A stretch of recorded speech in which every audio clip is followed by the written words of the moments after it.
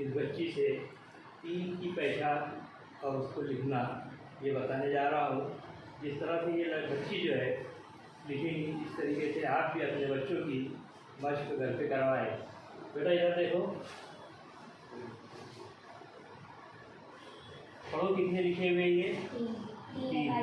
3 इकाई 3। ये लिख के बताएंगे इस तरीके से, बताओ लिखकर। चलेगा। क्या पढ़ते बेटे इसको? 3 इकाई 3। इसी तरीके से दरसी किताब में भी नुकात के ज़रिए 3 लिखने का तरीका बताया गया है। आप भी अपने बच्चों से उसकी मशक नुकात से नुकात जोड़कर करवा सकते हैं। इस तरीके से हम 3 लिखना बच्चों को सिखा सकते हैं।